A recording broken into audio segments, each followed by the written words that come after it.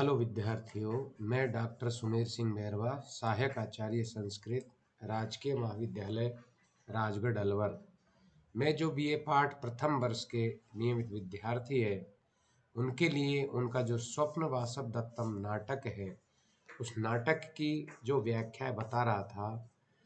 तो आज के जो श्लोक की व्याख्या बताने से पूर्व जो पूर्व श्लोक का मैंने आपके सामने वर्णन किया था, मैं उसका आपको पहले वर्णन करने जा रहा हूँ। देखिए, इससे जो पूर्व श्लोक है या इससे पहले मैंने जो वीडियो आपको बनाया था उसमें यह बताया गया था कि जो राजा उदयन है वह अपनी पत्नी के वियोग में इतना उद्वेलित हो चुका था जिसकी तुलना एक तरह से चक्रवाकः चकवा और चकवी नामक जो पक्षी है उनसे तुलना उसकी की गई थी। अर्थात वे इतना दुखी, अर्थात उनके ब्रह वेदना में वे इतना पीड़ित हो चुका था। तो ब्रह्मचारी इस बात को कह रहा था। ब्रह्मचारी के बाद फिर योगंधरायण आता है और योगंधरायण क्या कहता है, देखिए। योगंधरायण अथो अरे भाई, तम तू पर्ये स्थापयितुम, उन्हें प्रकृतिस्थ करने के लिए न कश्चिद यत्नवानस्य आमात्य, क्या किसी मंत्री को प्रयत्न नहीं करना चाहिए। तत् ब्रह्मचारी फिर क्या कहता है, अस्ति रूमण्यवान अमात्यो दृढ़ प्रयत्न स्त्रांत पर्य स्थापयितुम स ही।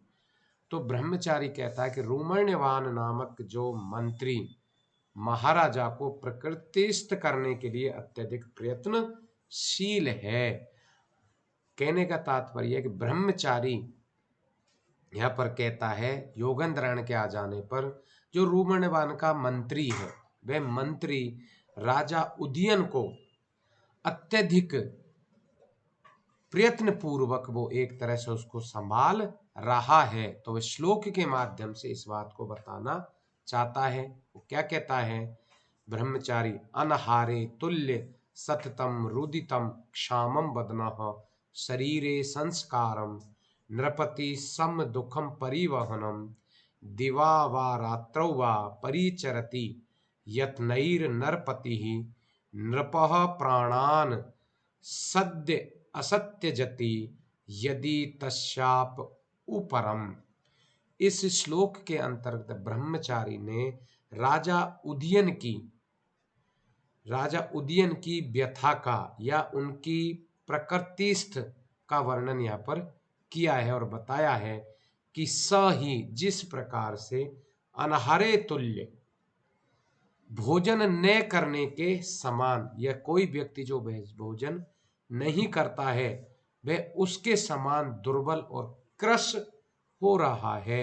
सततम रुदितम क्षामम बदनः, तथा निरंतर रोते हुए रहने के कारण, अर्थात वह वासव दत्ता के वियोग में इतना दुखी है कि वो निरंतर रोता ही रहता है और रोते रहने के कारण रुदितम क्षामम बदना, उसका जो वदन है अर्थात जो शरीर है, क्षामम जो उसके कपोल है वह एक तरह से सूखे चेहरे वाला हो गया है। नृपति सम दुख शरीरम संस्कारः, और राजा के साथ जो शरीरे सम दुख सुखम, जो उसके समान रूप से दुख की अनुभूति करने वाला है, उसका शरीर भी, शरीरम संस्कार है, उसका शरीर भी सुसज्जित करना या परिवहन करना, धारण करता हुआ दिवा अथवा रात्रों, दिन में भी और रात्रि में भी, यत्नई प्रयत्नों के द्वारा, नृपति राजा की परिचरती या परिचर्या दिन रात सेवा करता हुआ, दिन रात सेवा करता हुआ, कौन, वह रूमण्यवान नामक जो उसका मंत्री है। यदि नृपे, यदि राजा को भी प्राणान, यदि प्राण त्यागने पड़े, तस्य अति उपरम सद्य, तो उसका जो मंत्री है वह भी तुरंत प्राण त्यागने के लिए तैयार हो जाए। तो यहाँ पर जो ब्रह्मचारी है उस ब्रह्मचारी ने राजा उदयन और उसका जो मंत्री है रूमण्यवान, उसकी यहाँ पर तुलना की है, क्योंकि जो उदयन है वे बासवदत्ता के वियोग में इतना दुखी है, तो उस दुखी होने के कारण जो रूमण्यवान है वह राजा उदयन की सेवा भाव करते हुए, उसकी देखभाल करते हुए निरंतर उसका ख्याल या ध्यान यहाँ पर रख रहा है। जिस प्रकार से राजा भोजन नहीं करता है, तो वह रूमण्यवान जो मंत्री है वो भी उसके साथ भोजन नहीं करता है। जिस प्रकार से राजा उदयन बासवदत्ता के प्रेम में निरंतर रोता हुआ दुखी हो रहा है, उसी प्रकार जो उसका मंत्री है वह राजा उदयन की स्थिति को देखते हुए वह भी अत्यंत दुखी हो रहा है। अर्थात वह राजा उदयन के समान ही दुख की अनुभूति महसूस कर रहा है। तथा इसके अतिरिक्त कि यदि नृप प्राणान त्यजति, यदि राजा उदयन अपने प्राण त्याग देता है, तो तस्य उपरम सद्य, उसका मंत्री भी निरंतर तुरंत ही प्राण अपने त्याग देगा। तो एक तरह से यहाँ पर राजा उदयन और उसका जो मंत्री है उस रूमण्यवान, उन दोनों की तुलना यहाँ पर की गई है कि यदि राजा दुखी रहता है तो उसका मंत्री भी दुखी माना गया है। तो इस प्रकार से वह उसकी सेवा भाव में यहाँ पर लगा हुआ है। अब देखिए इसमें जो व्याकरणात्मक टिप्पणी है, वो व्याकरणात्मक टिप्पणी आप इसमें से देख करके आसानी से लिख सकते हैं। उसके बाद इसमें जो विशेषों का वर्णन किया गया है, वह विशेष, पहला विशेष है कि इस पद के अंतर्गत मंत्री रूमण्यवान की राजा के प्रति अनन्य भक्ति या प्रेम भक्ति का वर्णन किया गया है। राजा के प्रति मंत्री की इस प्रकार की तन्मयता और अपने आप में एक आदर्श की भावना प्रस्तुत करती है। तथा ये जो श्लोक है, इस श्लोक के अंतर्गत शिखरणी नामक छंद का प्रयोग हुआ है तथा जिसका लक्षण निम्न अनुसार है, रसई रुद्र छिन्ना यमन सबलाग शिखरणी।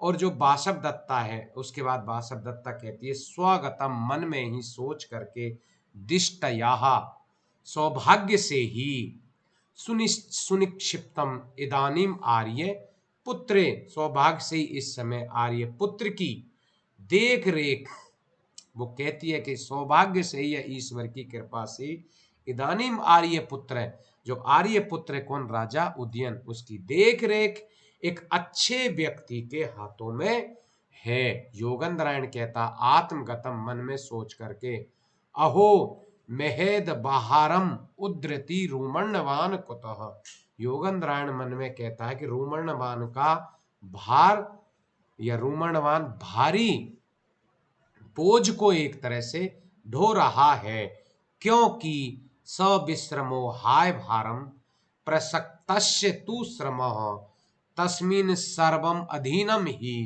यत्राधीनो नराधिपैः।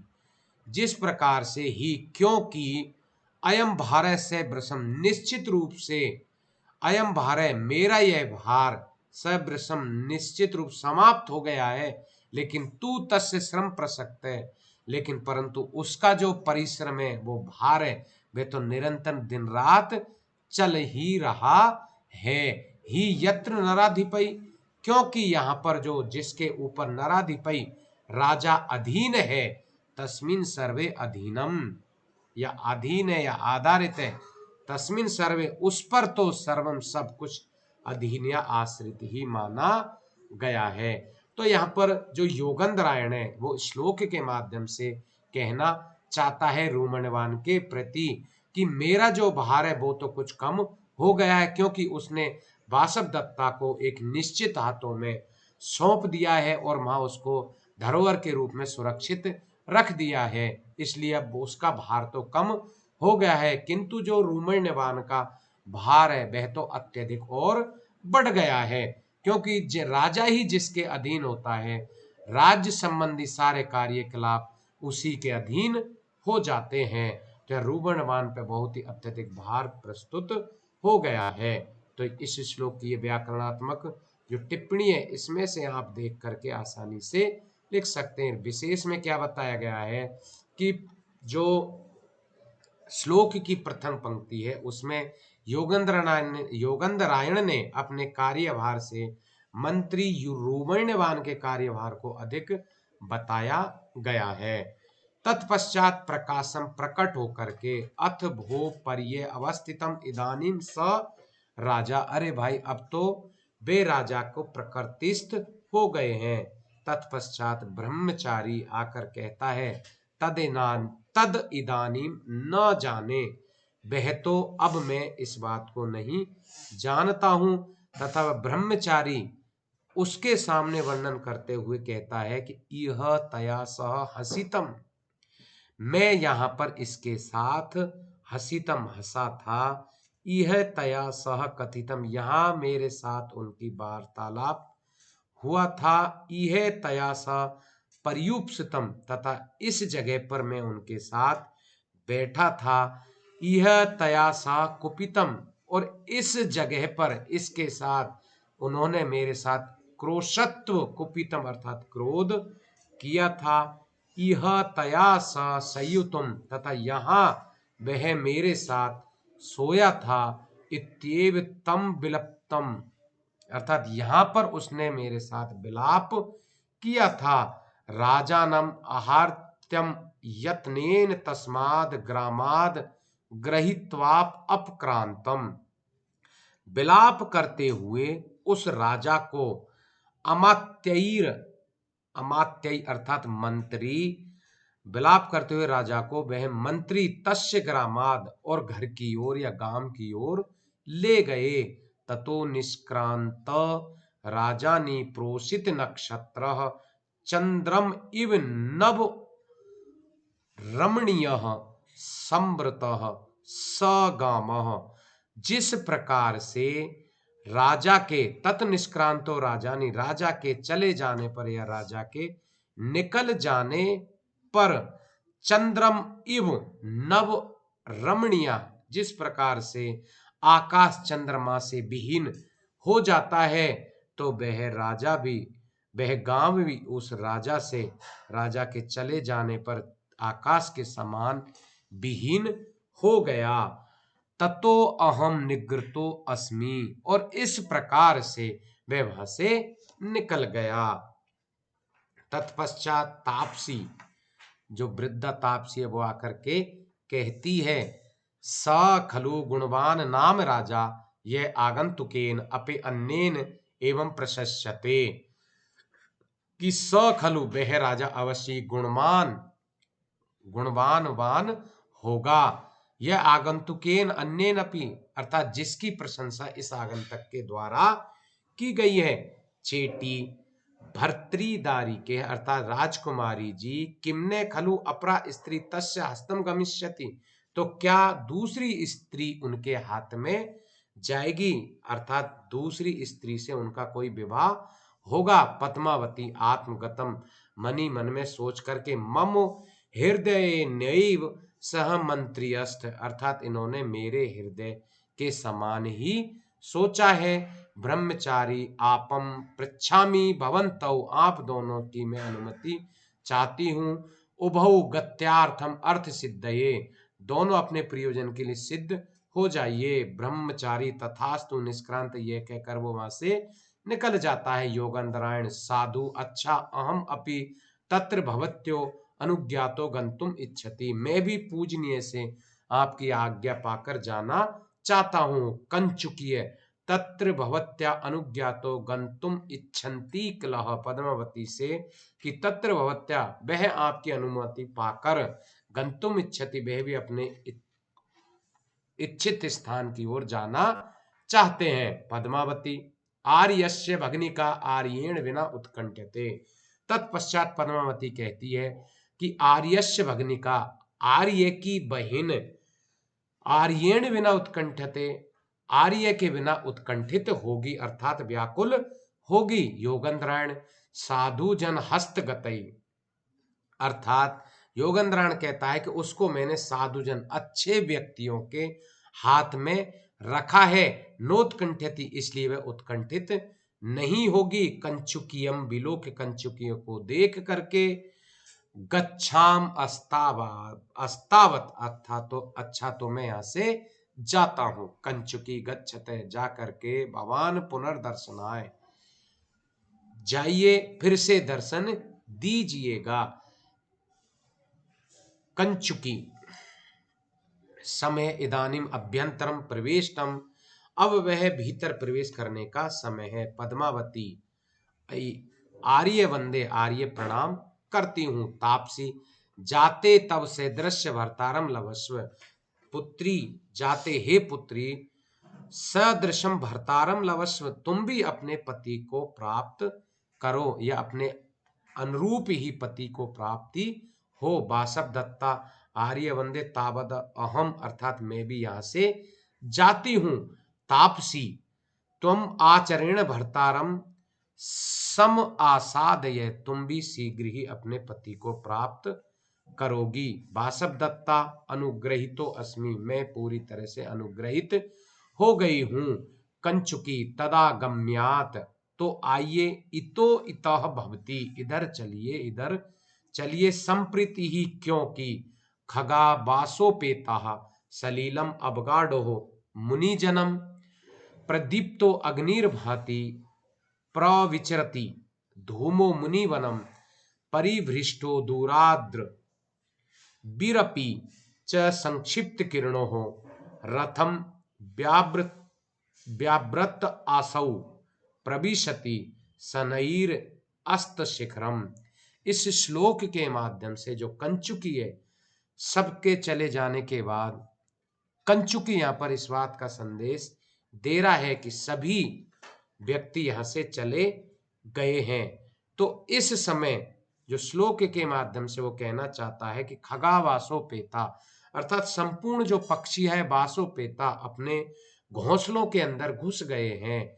मुनिजन सलीलम अवगाढ़, और जो आश्रम के ऋषि मुनि है वो सलीलम तालाब में अवगाहन करने के लिए, स्नान करने के लिए उतर गए हैं। तथा प्रदीप्तो अग्निर्भाति, तथा चारों ओर अग्नि प्रज्वलित हो गई है। धूमम मुनि वना प्रविचरंती, और जो वन है वो मुनियों का जो वन है, आश्रम है, तपोवन है, उसमें चारों ओर धूमा प्रविचरंती, धुआं ही फैल रहा है। तथा दूराद परिभृष्टो संक्षिप्त किरणौ असौ रवो, तथा दूर से ही लटकते हुए या दूर से ही दिखाई देने वाले तथा संक्षिप्त किरणों, जिसने अपनी संपूर्ण किरणों को समेट लिया है। रवि अपि रथ व्याव्रत सनः, अर्थात रवि वह सूर्य भी व्यावर्त सनय धीरे धीरे अस्त शिखरम प्रविशति, अस्ताचल की ओर प्रस्थान कर रहा है। तो इस श्लोक के माध्यम से हमको यहाँ पर यह पता चलता है कि अब जाने का समय यहाँ से हो गया है। तो इस श्लोक के अंतर्गत जो ये व्याकरणात्मक टिप्पणी है वो इसमें से आप लिख सकते हैं, तथा इसके जो विशेष है, इस विशेष के अंतर्गत बताया गया है इस श्लोक में महाकवि भास ने कि संध्या का अत्यंत सूक्ष्म और हृदयग्राही वर्णन सरल और सरस तथा अर्ध बोधगम्य भाषा में कवि ने यहाँ पर प्रस्तुत किया है। तथा दोनों पंक्तियों में आकाश के ढलते हुए तथा अस्ताचल को जाते हुए सूर्य का बड़ा स्वाभाविक चित्रण यहाँ पर प्रस्तुत किया है। एवं इस श्लोक के अंतर्गत स्वभावोक्ति अलंकार का प्रयोग किया गया है। स्वभावोक्ति तथा चारु यथावद वस्तु वर्णनम, तथा इसमें अनुप्रास अलंकार का भी प्रयोग यहाँ पर किया गया है। और अनुप्रास अलंकार के पास अनुमान अलंकार के बाद में इसमें शिखरणी नामक छंद का प्रयोग हुआ है। सूर्यास्वई मस जस तथा सगुर्व शार्दुल विक्रीडतम का ये, और शिखरणी जो छंद, इसमें शिखरणी का प्रयोग किया। रसई रुद्र छिन्ना यमन सबलाग शिखरणी, ये इसका लक्षण इसमें बताया गया है। ये आपका जो स्वप्न वासव दत्तम का प्रथम अंक है वो यहाँ से पूर्ण हो चुका है। जो भी व्याख्या आपके प्रश्न पत्र के अंतर्गत आएगी, इस प्रथम अंक में से आपके पाठ्यक्रम के में जो परीक्षा की दृष्टि से बहुत ही महत्वपूर्ण माना जाता है। इस प्रथम अंक को आप अच्छी तरह से पढ़ करके और सुन करके तैयार कर ले। धन्यवाद।